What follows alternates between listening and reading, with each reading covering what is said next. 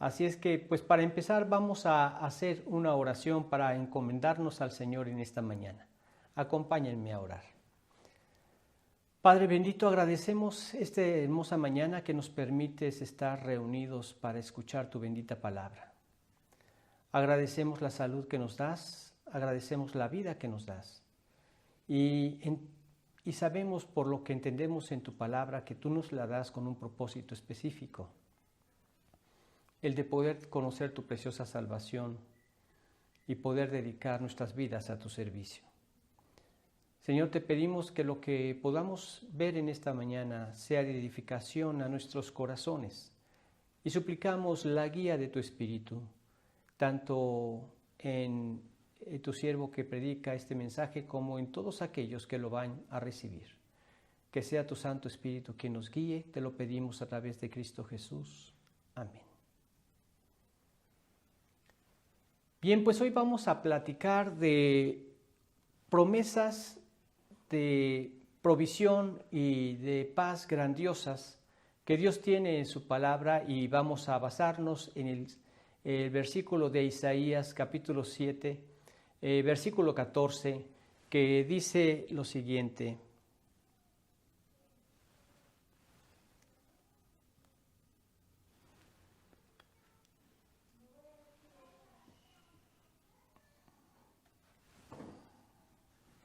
Perdón, todavía no lo había puesto.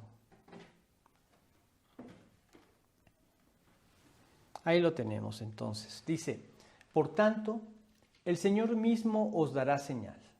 He aquí que la Virgen concebirá y dará a luz un hijo, y llamará su nombre Emmanuel. Bueno, pues este es el nombre de Emmanuel, que significa Dios con nosotros. Lo vamos a estar viendo el día de hoy, y cómo a través de este versículo se nos muestran varios aspectos de ese hecho milagroso que sucedió en ese momento. Es un hecho milagroso porque ocurrieron muchos milagros. Podríamos platicar algunos de ellos. Nunca tendríamos que dedicar un estudio especial para poder platicar de todos los momentos milagrosos que se vivieron en esa ocasión. Pero por esta situación que vamos a platicar del nacimiento precisamente de Cristo, solamente vamos a remitirnos a 3 de ellos. No es el tema del estudio, pero vemos cómo hay grandes milagros en ese momento, como lo es el nacimiento virginal. Este es un gran milagro realizado por Dios. Nunca antes ni después ha ocurrido algo similar. Y en ese nacimiento virginal vemos cómo ya cuando nace el bebé hay grandes milagros en ese lugar. Cualquiera de nosotros esperaría que el Señor, el creador de cielos y tierra, naciera en un pesebre, no en un pesebre, sino en una cuna de oro. Y nació en un pesebre. Y esto tiene un significado también muy especial. Vemos también cómo de repente es anunciado este nacimiento milagroso a unos pastores por medio de unos ángeles, también un evento milagroso. Aparecen los ángeles, ellos estaban con sus rebaños, y de repente el ángel les dice que vayan a donde se encontraba el recién nacido, que era el Salvador de Israel, y ellos llegan con esa noticia ante esa escena que están viendo, y José y María pues guardando estas cosas en sus corazones. El hecho de la guía que tuvieron los magos hasta llegar a ese lugar, pues hay mucha tela de dónde cortar en cuanto a esto. Algunos piensan que fue en ese momento en que el Señor nació, que fueron guiados por una estrella. Otros dicen que fue la conjunción de ciertos planetas que produjo un brillo especial, y que esa fue la estrella que los guió. Unos piensan unas cosas, otros otras. Yo en lo personal pienso que fue una estrella que los guió hasta ese preciso lugar, donde pudieron identificar el lugar exacto donde se encontraba el Mesías. Sin embargo, como quiera que sea, todos estos hechos milagrosos hablaban de algo sumamente importante para el ser humano, para la historia de la humanidad. Y vemos esta situación de estos hechos milagrosos en estas preciosas promesas milagrosas de Dios. Vamos a tocar las promesas, las provisiones y la paz grandiosas de Dios. Y el primer punto que quiero tocar es precisamente estas promesas milagrosas de Dios. Y nosotros encontramos que desde la creación, Dios hizo las cosas de una manera milagrosa. De la nada, así está escrito, hizo Dios los cielos y la tierra y todo lo demás que conlleva esa creación. Fue un hecho milagroso por la palabra de Dios. De hecho, encontramos en un salmo que dice, por la palabra de Dios fueron hechos los cielos y todo el ejército de ellos por el aliento de su boca, en el Salmo 33:6. Vemos que esto fue un acto sumamente milagroso, pero tras la creación, después de haber creado al hombre, vemos la caída del hombre en pecado. Desde que el hombre cayó en esa condición de pecado, vemos que ocurrió algo muy que marcó completamente el resto de la historia de la humanidad. Y en ese momento, cuando el hombre pecó, desde ahí, desde el Génesis, en el capítulo 3, en el versículo 15, vemos que Dios enviaría a un Redentor. Vamos a leer este versículo en Génesis 3:15. Dice lo siguiente: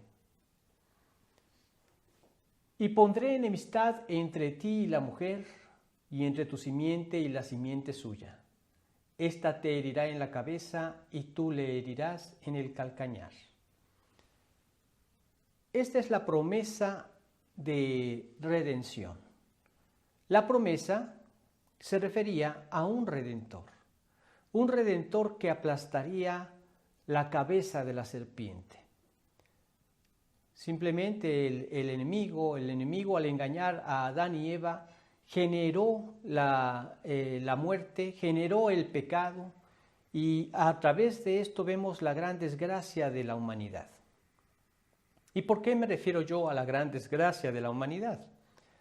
Porque a lo largo de la historia hemos visto esto.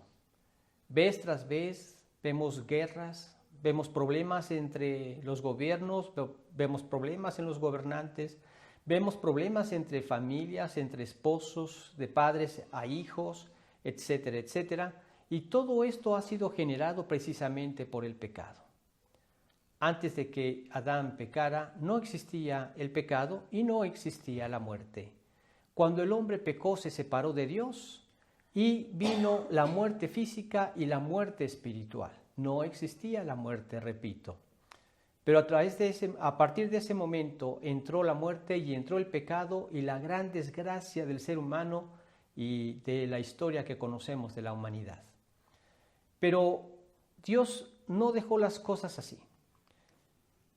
Él iba a darnos a un Redentor que acabaría con ese poder que había generado el pecado, con ese poder y ese temor que había generado la muerte, con todo ese poder que había generado también Satanás sobre el hombre, y aplastaría la cabeza del diablo.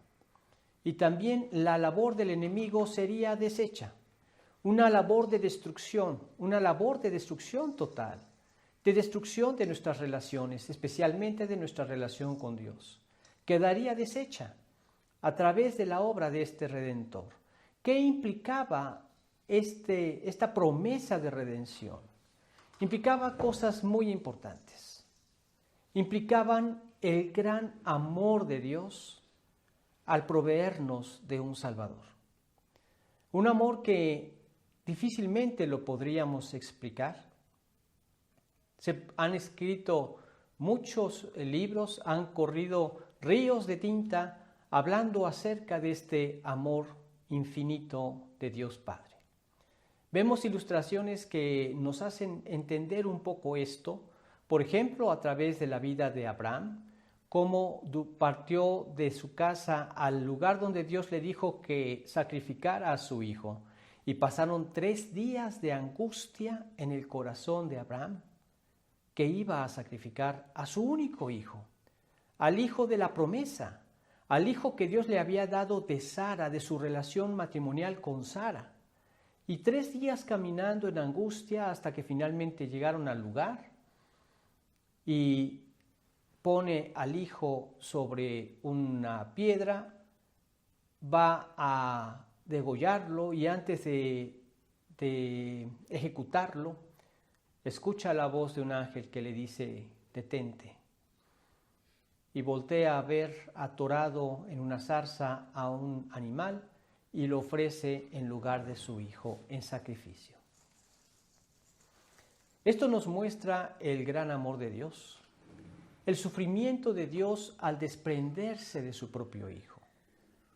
Mayor muestra de amor nunca encontraremos jamás, pero también nos muestra y nos ilustra el sacrificio de su hijo. Así como Isaac no hizo nada por huir de la presencia de su padre, sino en total obediencia y sometimiento, él estaba esperando lo que su padre llegara a hacer con él. Así vemos exactamente lo mismo en Cristo. Y todo por amor.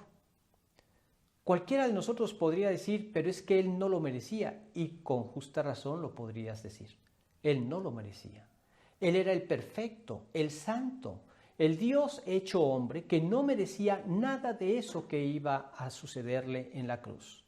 Eso te merecía a ti, eso me merecía a mí, eso lo merecíamos nosotros, pero no el Hijo de Dios. Sin embargo, ahí vemos la descripción del amor de Dios.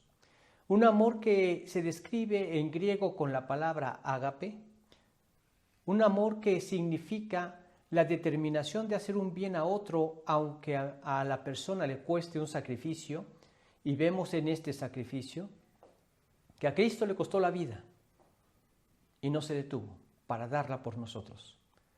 A Dios le costó entregar a su Hijo hasta la muerte y no se detuvo por darlo por nosotros. ¿Te das cuenta de la importancia de lo que estaba sucediendo en esos momentos a través del nacimiento de Cristo? El cumplimiento de la promesa de la redención que Dios estaba dando en ese momento al nacer el Mesías. Por eso estos ángeles, después de anunciar a los pastores ese nacimiento, los pastores inmediatamente fueron, pero antes escucharon las voces de estos ángeles que decían: gloria a Dios en las alturas y en la tierra paz, buena voluntad para con los hombres. Y esa situación era lo que los ángeles dijeron de corazón, conmovidos por cómo el Creador, que ellos habían visto cómo había creado todas las cosas, todos los planetas, los astros, todo lo que habían visto en la creación del planeta Tierra, toda la creación de los animales y del ser humano, viendo cómo ese Dios creador se estaba haciendo hombre por amor a los hombres. Por eso vemos estos hechos milagrosos de Dios y esta promesa milagrosa de Dios. ¿Cómo se iba a cumplir? Desde el Génesis 3:15 que leímos hace un momento, hasta que el Mesías llegó, pasaron muchos años, aproximadamente 4,000 años. En todo ese tiempo, cuando los profetas anunciaban la venida del Mesías, no sabían en qué momento iba a llegar. Tenemos muchas señales, tenemos muchas promesas en ese tiempo en que Él iba a venir, y que iba a reinar. Y muchas veces se mezclaban esas dos promesas, tanto la primera venida a sufrir por nosotros, por nuestros pecados, como la segunda venida en donde vendría a reinar. Pero todo esto se va a cumplir. Ya se cumplió la primera venida, que fue el hecho de haber venido para dar su vida en sacrificio por nosotros. Un hecho portentoso, un hecho milagroso. Los magos, que en realidad ni eran reyes ni eran magos, sino eran astrólogos, y llegaron ahí movidos por una estrella, creyendo a una promesa que seguramente escucharon de labios de Daniel, llegaron en ese momento para ver al Mesías. Cuando llegan y preguntan por el Mesías, el rey de Israel que iba a reinar, toda la ciudad se conmovió. Herodes, mucho más, los mandó llamar y les preguntó que a qué habían llegado. Y cuando escuchan que habían venido para adorar a su Mesías, al rey de Israel, él de inmediato llamó a a escribas y fariseos, a los escribas, para que le dijeran de dónde se esperaba que viniera el Mesías. Y sí estaba profetizado en Miqueas 5:2. Pero tú, Belén, Efrata, pequeña para estar entre las familias de Judá, de ti me saldrá el que será Señor en Israel. Y sus salidas son desde el principio, desde los días de la eternidad. Iba a nacer en Belén de Judá. Y fue entonces que llevó a cabo su hecho malvado de destruir y matar a todos los niños menores de 2 años, de acuerdo a lo que les habían dicho los magos, y pidiéndoles que ellos vinieran a decirle en dónde se encontraba para que él fuera a adorarlo. Y viendo que no hicieron caso de su petición y se vio burlado, entonces tomó esa decisión de masacrar a todos esos niños. Pero este hecho milagroso también llevaba esa advertencia de Dios, contemplaba esa obra de Dios, guardando a José y a María con el niño y guiándolos y protegiéndolos hasta que finalmente llegó a la edad en que llevaría a cabo su gran obra. Pero son hechos milagrosos, cada uno de ellos, hechos milagrosos de Dios, porque Dios tenía que cumplir la promesa que había hecho desde Génesis 3:15. Y precisamente, como leemos en 2 de Corintios 1:20, Dios dice que todas las promesas de Dios son en Él sí y en Él amén, por medio de nosotros para la gloria de Dios. Dicho de otra manera, todas las promesas de Dios tienen cumplimiento. Todos aquellos que las creemos, lo vemos. Vemos promesas que tienen un cumplimiento que son a largo tiempo, como es la segunda venida de Cristo.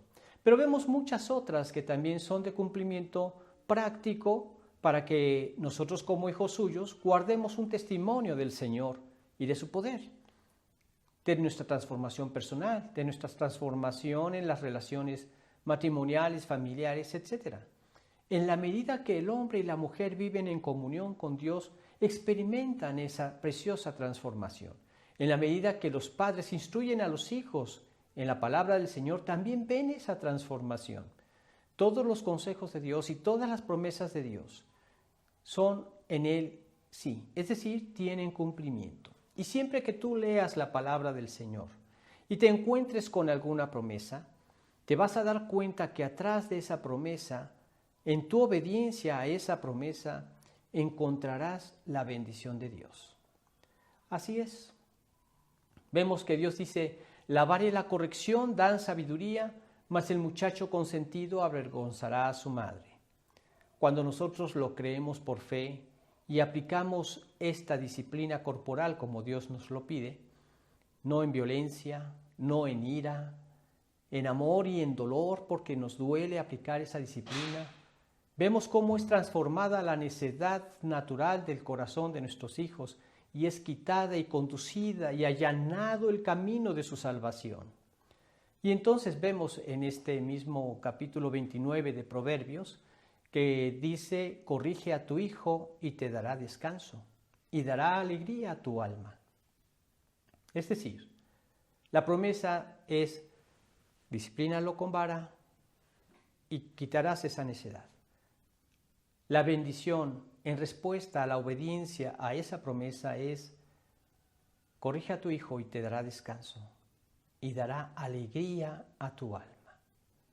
Y esta es la experiencia de un servidor, y esta es la experiencia de muchos y de todos aquellos que han tomado la decisión de hacer esto por fe y han visto esa transformación y han visto ese gozo y esa paz y esa alegría que sus hijos han traído a sus corazones, porque pues tal como lo dijo un hombre de apellido Henry, que cuando aconsejaba a sus hijos en el momento en que ellos se casaban, les decía: muchos les desean felicidades y yo simplemente les digo: sométanse a Dios y a su palabra. Haciendo esto, viviendo para Él, la felicidad viene por sí sola. Pero no es una felicidad como el hombre la concibe, sino una felicidad superior como Dios la describe. Es una bendición que no añade tristeza con ella. Es una auténtica paz en el corazón, porque ésta procede de tener una paz con Dios. Entonces vemos que esta cabeza sería aplastada con la venida de Cristo. Sí, allí en la cruz el diablo pensaba que estaba destruyendo a Cristo. Esta te herirá en la cabeza y tú le herirás en el calcañar. La herida que el diablo pudo producir a Dios fue como una herida en el talón del pie. La herida que Dios le produjo a Satanás fue un aplastar la cabeza. Fue un desbaratar la obra que él había generado por medio del pecado.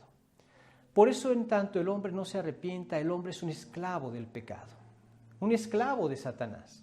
Satanás es su padre. Suena muy duro decirlo, pero esa es una realidad. Nosotros manifestamos de qué árbol procedemos. Todo aquel que ya ha aceptado a Cristo manifiesta su fruto. El que no ha rendido su voluntad a Dios también manifiesta su fruto. ¿Y qué fruto es el que manifiesta? Jesucristo tuvo que debatir mucho con el pueblo de Israel, con los judíos, acerca de muchos temas. Y en una ocasión, ahí en Juan 8, 44, leemos que les dijo a los judíos: vosotros sois de vuestro padre el diablo, y los deseos de vuestro padre queréis hacer. Él ha sido homicida desde el principio y no ha permanecido en la verdad porque no hay verdad en él. Cuando habla mentira, de suyo habla porque es mentiroso y padre de mentira. Ahí describe cuál es el fruto de todos aquellos que son guiados por Satanás. Y Satanás va llevando a cabo su obra en esas personas que no quieren rendirse a Dios. Y siempre su obra es una obra de destrucción. De una destrucción total que Dios obra en las personas. Una destrucción que arruina la vida y las relaciones. Las arruina. Esta es la obra del diablo.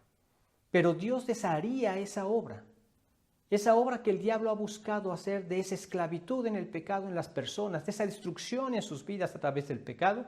Cristo la deshace cuando el hombre le rinde su voluntad a Dios y acepta el sacrificio que él realizó por él en la cruz.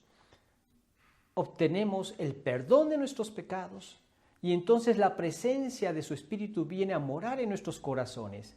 Y vemos cómo el poder de Dios va obrando esa transformación y esa liberación de esa esclavitud del pecado en que vivíamos. Y yo he visto testimonios de personas que vivían esclavizados en el pecado del alcoholismo. Rindieron su voluntad a Cristo y vieron a través del poder de Dios la liberación de ese pecado. Personas que vivían en la inmoralidad sexual y vieron en el poder de Dios la liberación de ese pecado, viviendo ahora en integridad. Personas que eran esclavos de las mentiras y de los engaños, también vieron lo mismo. Personas sumergidas en el homosexualismo, también vieron lo mismo. Todos aquellos que conocemos a Dios, hemos sido liberados de cualquier clase de pecado que nos caracterizaba. Algunos unos pecados, otros. Unos quizá tenían la etiqueta en la frente de alcohólicos, otros de drogadictos, otros de adúlteros, pero cada uno ha sido liberado por el poder de Dios cuando venimos a los pies de Cristo.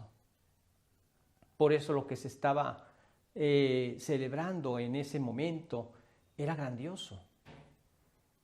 Era grandiosa la obra que Dios estaba haciendo en esos momentos al darnos el nacimiento del Hijo de Dios, al haberlo traído a este mundo a pagar por nuestros pecados. Y su amor, el infinito amor de Dios, nos proveyó a un Salvador. Pero también algo portentoso estaba manifestándose en ese momento. Su gracia nos daría una salvación inmerecida. Su gracia es también infinita como lo son todos sus atributos. Infinita gracia. Infinito amor. Y por gracia nos referimos a algo que no merecemos, es decir, un favor inmerecido, la salvación. La salvación fue un favor que no merecíamos y Dios nos lo dio. Su gracia nos perdonó, su gracia nos liberó, su gracia nos salvó. Y eso es lo que celebramos en ese momento, porque dicho nacimiento virginal estaba anunciando la venida de un Redentor que nos liberaría de la esclavitud en la que nosotros vivíamos.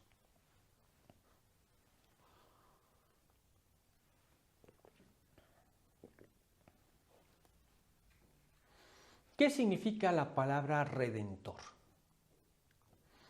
En la antigüedad, en la esclavitud, cuando una persona debía algo a otra y no tenía para pagarle, no había lo que nosotros conocemos, ay, aguántame, ay, luego te lo pago. No tienes para pagarme, se venció el contrato de lo establecido, así es que entonces tú te quedas como esclavo mío, o me das a tus hijos por esclavos, etcétera, etcétera. Y la manera para liberar de esa esclavitud a esa persona que se había dado en esclavitud era a través de alguien que lo liberara, que pagara el rescate de su libertad, que pagara lo que él debía para poder quedar en libertad. Y a esa persona se le llamaba el Redentor. Y nosotros estábamos esclavizados al pecado. Así es como vive todo ser humano que no tiene relación con Dios, esclavizado al pecado. Por eso es imposible que una persona cambie por sí misma. Tú encuentras como un borracho le dice a su esposa, le dice a sus hijos, ya no voy a volverlo a hacer, ya no voy a ser el mismo, ya no voy a caer en lo mismo. Imposible. Por sí mismo, imposible. Una persona podría decir, yo sí pude por mí mismo, como en una ocasión conocí un caso así. Por mí mismo dejé de tomar. Y cuando la persona, gracias a Dios, se convirtió a Cristo, luego me compartía y me decía, ¿cómo es uno de hipócrita? Yo me salía a dar la vuelta a mis perros y me detenía en una tienda y me echaba mis cervezas, me detenía en cualquier lado y me echaba mis cigarros y mis vicios seguían ahí. Pero yo decía que ya me había liberado de todos ellos. Y no era cierto. Seguía siendo un esclavo del vicio, un esclavo del pecado. Dios es el que nos liberó. Y por eso era importante que Cristo viniera a redimirnos, a ser nuestro Redentor, el que nos liberara de manera auténtica y práctica de esa esclavitud en la que nosotros vivíamos. Ahora, nos ha liberado para vivir en la libertad de los verdaderos hijos de Dios. Por gracia sois salvos por medio de la fe, y esto no de vosotros, pues es un don de Dios. Pero leemos en Hebreos 5:13 que Dios nos ha liberado de esa esclavitud, no para vivir en la carne, sino para vivir ahora en la libertad de los hijos de Dios, haciendo la voluntad de Dios. Y comprobando todo eso que Dios edifica a través de seguir sus principios, sus mandatos. Solamente que no uséis la libertad como ocasión para la carne, dicen Hebreos, sino servíos por amor los unos a los otros.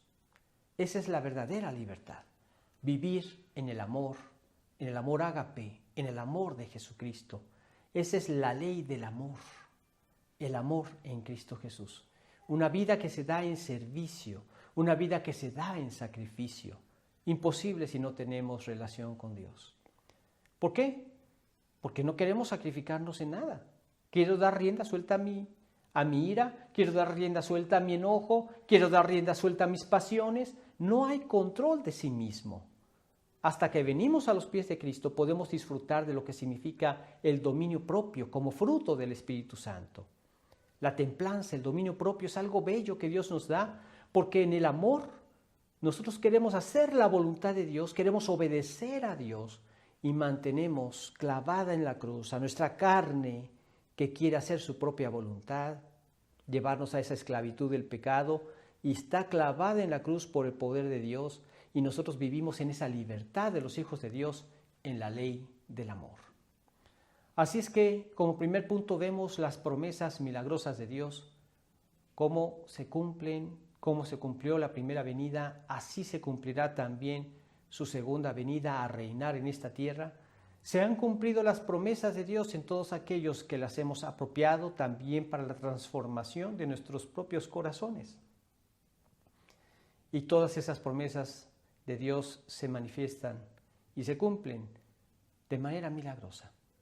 Cada persona que ha rendido su voluntad a Dios y vemos una transformación auténtica en su vida y en su comportamiento, vemos el milagro de Dios en esa vida. Pero también vemos una provisión milagrosa de Dios a los problemas. Así es. El gran problema, ¿cuál era? El hombre estaba separado de Dios sin remedio, sin solución alguna, sin forma de que el hombre pudiera ser librado del pecado y de las consecuencias eternas del infierno. Necesitábamos un Salvador, porque nadie podría reunir los requisitos para poderse salvar por sí mismo. Nadie podría por sí mismo dar cumplimiento a la ley, ni siquiera al menor de los mandamientos. Nadie podría por sí mismo realizar acciones que agradaran a Dios. Porque como bien lo dijo el profeta Isaías, ahí en Isaías capítulo 6, dice: si bien todos nosotros somos como suciedad y todas nuestras justicias como trapos de inmundicia, y caímos todos nosotros como la hoja y nuestras maldades nos llevaron como viento, esas son nuestras acciones, esas son nuestras justicias. Porque nadie será fuerte por su propia fuerza, dice en 1 Samuel 2. Nosotros podemos tener fuerza y poder solamente en el poder de Dios. Nosotros vemos a un Pedro que negó al Señor Jesucristo, pero que después se convirtió en un hombre valiente que enfrentó al concilio y que llevó el mensaje del Evangelio a muchas personas, transformado por el poder de Dios. Es lo único que nos puede transformar. Por eso teníamos un gran problema y una gran necesidad. Y el gran problema era la necesidad de un Salvador. Pero este problema, imagínense qué grado era. Tendría que nacer de una virgen. El versículo que leímos en Isaías 7:14 dice: he aquí que la virgen concebirá y dará a luz un hijo y llamará su nombre Emmanuel. La virgen concebirá. Nunca habían visto algo así. Una mujer virgen necesitaba la intervención de un hombre para que a través del acto matrimonial pudieran consumarlo en el acto de la relación sexual para tener un hijo. Desde que el hombre fue creado, el único hombre que fue creado fue Adán. De hecho, podríamos decir, y con mucha razón, sin temor a equivocarnos, que fue el único ser humano que no tenía ombligo. Una de mis hijas le canta a sus hijos una cancioncita que les inventó acerca de la relación que tuvieron, que cada vez que vieran su ombligo, vieran que un día estuvieron ligados ellos a ella. Pero del ombligo nos manifiesta que venimos de un nacimiento. Yo me imagino a los primeros seres humanos que seguramente decían: vamos a ver al abuelo, al bisabuelo, al tatarabuelo Adán, o a la tatarabuela Eva, que no tienen ombligo, algo por el estilo. Pero lo que voy es que desde entonces todos los hombres han nacido. ¿Te das cuenta de la magnitud del problema? ¿Cómo iba a venir el Mesías? A través de una virgen, sin intervención del ser humano. Pues esto es precisamente lo que iba a suceder. Nacería de una virgen. Ahora tú dices: esto es imposible. De hecho, muchas personas, especialmente los incrédulos, han tratado de formar miles de historias al respecto para desacreditar la obra milagrosa de Dios. Como claro, esto no lo pueden comprender por sus mentes limitadas, por sus mentes rebeldes ante Dios, Entonces tratan de justificar que esto es un error. Sin embargo, fue un milagro. Y aquí vemos la provisión milagrosa de Dios ante los problemas. Imagínate que María queda embarazada porque fue cubierta por el Espíritu Santo. Imagínate lo que pasó por su mente. ¿Qué les voy a decir a mis padres cuando esto se manifieste? ¿Qué le voy a decir a mi prometido, a José, cuando esto se manifieste? ¿Te das cuenta del alcance del problema? Ponte en su lugar, como hombre y como mujer. Que llegara tu prometida a decirte, mira, estoy embarazada, pero no te preocupes, esta es obra del Espíritu Santo. Quizá ahí acababa la relación. Y eso probablemente pasó por la mente, y de hecho pasó por la mente de José, que no quería infamarla, porque la pena por la inmoralidad sexual era el apedreamiento. Él era un hombre piadoso, no la quiso infamar, simplemente pensaba huir y dejarla. Era muy comprensible. Sin embargo, vemos la provisión milagrosa de Dios.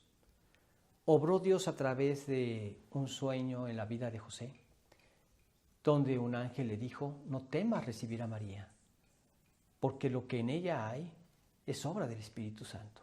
Entonces relacionó lo que ella estaba padeciendo y la recibió y la tomó.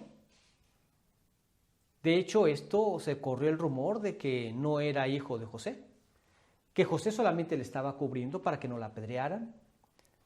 En alguna ocasión escuchamos cómo en las discusiones entre Jesús con los fariseos, en el capítulo 8 de Juan, le dicen los fariseos a Jesús, nosotros no somos hijos de fornicación, diciéndoles que ellos eran hijos de Abraham, y Jesús les decía, ustedes no son hijos de Abraham, sino las obras de Abraham harían. Nosotros no somos hijos de fornicación, era una forma de decirle, tú sí, nosotros no. Era tremendo lo que estaba pasando en esos momentos. Y tendría que obrar de alguna manera milagrosa Dios para proveer una solución a ese problema. Pero ¿saben una cosa? Los milagros no son un problema para Dios. Es su especialidad. Yo no sé por qué problemas puedas estar pasando, pero si tú ya eres un hijo de Dios, puedes descansárselo en oración y esperar en Él. Lo único que vemos en la Escritura es que le pidamos conforme a su voluntad y Él nos oye. Y si sabemos que Él nos oye en cualquier cosa que pidamos, sabemos que tenemos las peticiones que le hayamos hecho. Dice en 1 de Juan 5, 14 y 15. Confía en Él. Él es el especialista en milagros. Y gózate al verlos. Yo he tenido ciertas necesidades y he visto siempre la mano de Dios supliendo, proveyendo, de maneras milagrosas. Especialmente recuerdo en una ocasión de un cumpleaños de mi hija que mi esposa me pedía dinero para eso. Me puse el saco para irme a trabajar pensando a qué cliente visitar y de dónde podría cobrar, cuando en eso siento un bulto en el saco y meto mi mano al bolsillo y saco billetes de ahí. Y me partí la cabeza tratando de ver de dónde podrían haber aparecido esos billetes ahí. Y no lo sé. Esos son los milagros. Por mencionarte tan solo uno de ellos. El primero que recibí fue precisamente el milagro de su salvación. A este siervo que merecía el infierno eterno de una manera milagrosa, me sacó de una forma en donde en una gruta me estaba jalando la corriente de agua y de una forma milagrosa me sacó de ahí y de una forma milagrosa me guió a conocer a una persona que me habló del Evangelio de Jesucristo. Ese fue el primer milagro. Y así he visto muchos milagros en mi vida, pero proveyendo de una forma milagrosa a Dios, a nuestras vidas, para convencernos de que nada hay imposible para Él. Dios es el hacedor de milagros. Es su especialidad. Y precisamente el problema del nacimiento virginal nos muestra el poder de Dios. La cubrió con su sombra y quedó esperando al Hijo de Dios. Por eso, siendo Hijo de Dios, nunca pecó. Y precisamente por eso, era la única persona que podría efectuar el sacrificio perfecto por el pecado del hombre. Obra milagrosa de Dios. Provisión milagrosa de Dios. Por eso encontramos también que se acerca María en esa situación en la que estaba con el ángel Gabriel y le dice, ¿cómo va a ser posible esto? Pues no he conocido varón. Y el ángel Gabriel respondió a María, nada hay imposible para Dios. Leámoslo en Lucas, capítulo 1, versículo 37.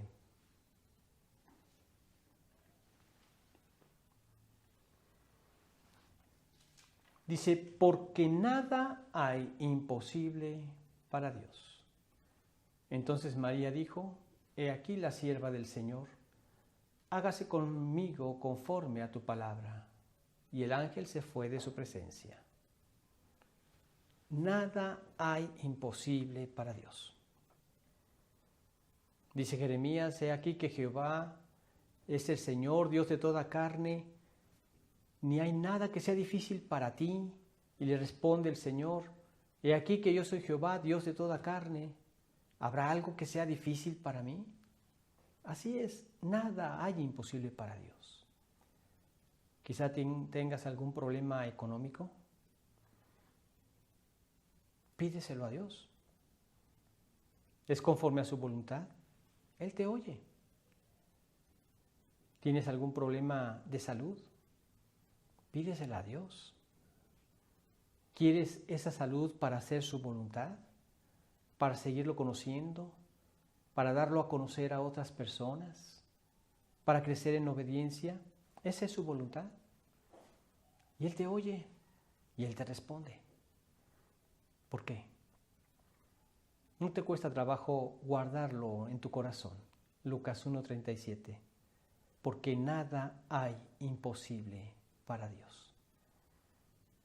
Entonces vemos esa provisión de Dios, vemos esas promesas milagrosas de Dios, vemos esa provisión milagrosa de Dios a los problemas del hombre, pero también vemos una paz milagrosa de Dios en esos momentos del nacimiento virginal.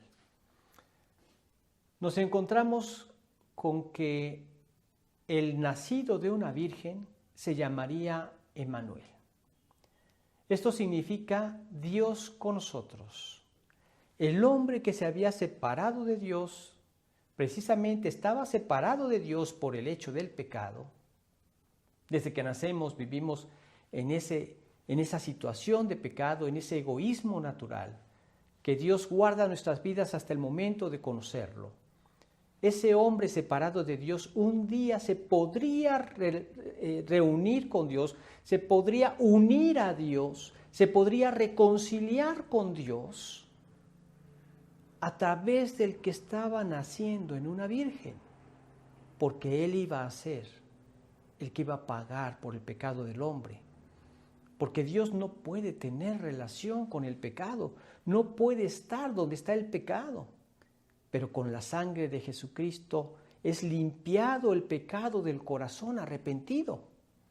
Y entonces, a ser quitado el estorbo, Él puede entrar a morar a nuestro corazón. Esto lo hizo posible, nos reconcilió con Cristo. El hombre estaba separado, por Cristo es reconciliado. Por eso leemos en 2 de Corintios capítulo 5, versículos del 18 al 21. Vamos a leerlos.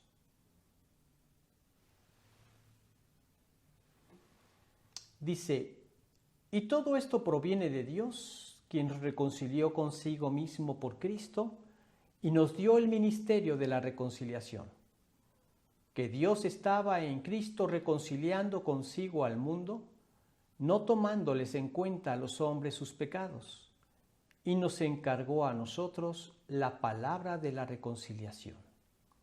Así que somos embajadores en nombre de Cristo, como si Dios rogase por medio de nosotros. Os rogamos en nombre de Cristo, reconciliaos con Dios. Al que no conoció pecado, por nosotros lo hizo pecado, para que nosotros fuésemos hechos justicia de Dios en él. ¿Qué significativo es todo esto?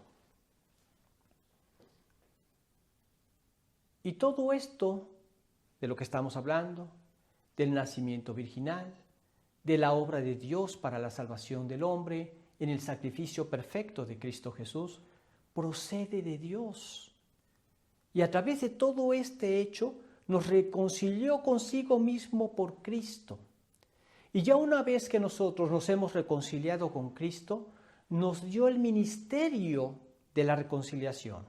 El ministerio significa la capacidad de servir a Dios a través de compartir el mensaje de la reconciliación. Que Dios estaba en Cristo reconciliando consigo al mundo, no tomándoles en cuenta a los hombres sus pecados, y nos encargó a nosotros la palabra de la reconciliación. Así que todo aquel que se ha arrepentido de su vida de pecado y le ha rendido su corazón al Señor, somos embajadores en nombre de Cristo, como si Dios rogase por medio de nosotros. Os rogamos en nombre de Cristo, reconciliaos con Dios. No hay otra forma en la que el hombre pueda conocer la salvación, porque era necesario que aquel que no conoció el pecado, por nosotros fuera hecho pecado, para que nosotros pudiéramos ser hechos justicia de Dios en él. Es decir, la justicia que Dios demandaba por el pecado era la muerte. La justicia había dicho desde el principio, el día que de él comieres ciertamente morirás. El hombre comió y murió. Desde que el hombre nace es un pecador y necesita escuchar este mensaje porque es el mensaje de la justicia de Dios en Cristo Jesús para todo aquel que cree. Es justificado de su pecado. Ya no hay nada que se deba contra Dios. Ya ha sido reconciliado y unido a Dios por medio del sacrificio de Jesucristo. Hemos sido reconciliados con Dios. Este sacrificio, este Salvador nos redimiría en la cruz. Nos liberaría de nuestra esclavitud del pecado, nos reconciliaría con Cristo en Dios. Por eso, paz y buena voluntad para con los hombres era precisamente el mensaje que dieron los ángeles en Lucas 2:14. Leemos este versículo. Dice: Gloria a Dios en las alturas y en la tierra paz, buena voluntad para con los hombres. Este mensaje nos comunicaba su nacimiento. La única forma en la que el hombre puede experimentar la paz verdadera, paz con Dios, era a través de aceptar la salvación en Cristo. Tenemos paz con Dios por la fe en el nacido de una virgen. Romanos 5:1 declara ese hecho. Dice: justificados pues por la fe, tenemos paz para con Dios por medio de nuestro Señor Jesucristo. ¿Cuál paz? Ahora ya hay paz porque el problema ha sido quitado. La deuda ha sido saldada. Dios nos limpió con su sangre, con la sangre de Cristo, en el momento que le rendiste tu voluntad a Él. Es paz auténtica, paz perdurable, paz que el mundo no puede dar. Jesucristo dijo, la paz os dejo, mi paz os doy. Yo no os la doy como el mundo la da. Si nosotros esperáramos una paz como esa, tendríamos razón para estar angustiados. No se turbe vuestro corazón y tenga miedo, dice el Señor. Nosotros tenemos una paz verdadera, contamos con una paz auténtica, todos aquellos que hemos rendido nuestra voluntad a Dios. Y no es difícil de alcanzarla. Puedes hacerla tuya si tan solo le rindes toda tu voluntad a Él. Leemos en Filipenses capítulo 4, versículos del 5 al 7, lo siguiente.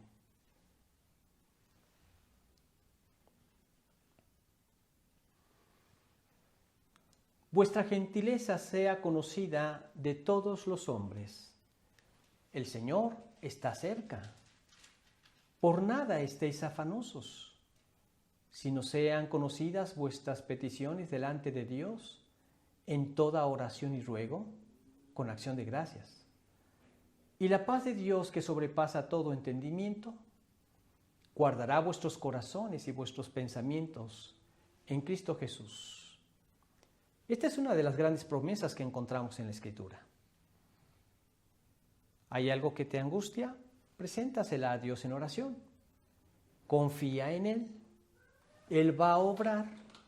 Y cuando veas su respuesta, y precisamente antes de esa respuesta, agradeces a Dios.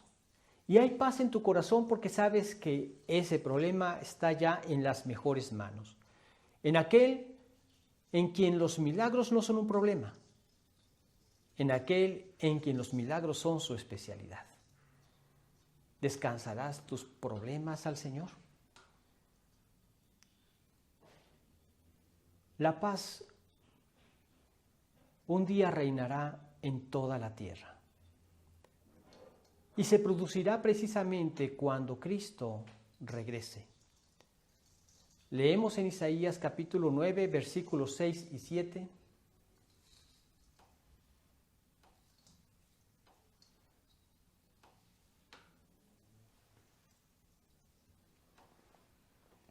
Porque un niño nos es nacido, hijo nos es dado, y el principado sobre su hombro, y se llamará su nombre admirable, consejero, Dios fuerte, Padre eterno, príncipe de paz. Lo dilatado de su imperio y la paz no tendrán límite sobre el trono de David y sobre su reino, disponiéndolo y confirmándolo en juicio y en justicia desde ahora y para siempre. El celo de Jehová de los ejércitos hará esto. Dios cumplirá su promesa y habrá paz en la tierra, perdurable durante 1000 años y después durante toda la eternidad. Esa es la hermosa paz que Dios ofrece. Por eso es importante que en estas fechas de Navidad podamos proclamar a las personas: ven a Cristo con fe. Cree en su sacrificio en la cruz, que lo hizo para pagar por todos tus pecados. Arrepiéntete. Cambia de dirección. Levántate del trono de tu vida y déjalo reinar a Él ahí, para que la gobierne, para que la dirija. Créele a Dios. Simplemente voltea a la cruz y cree en su sacrificio. Ven a Cristo con fe y encontrarás entonces esa bendita paz. Ocurrió en la Segunda Guerra Mundial que un grupo de soldados americanos, en la época de Navidad, estaban huyendo de una patrulla japonesa en Nueva Guinea que los estaba pisando los talones. Uno de ellos ya no aguantó más y se desmayó. Los demás lo dieron por muerto y siguieron su camino abandonándolo.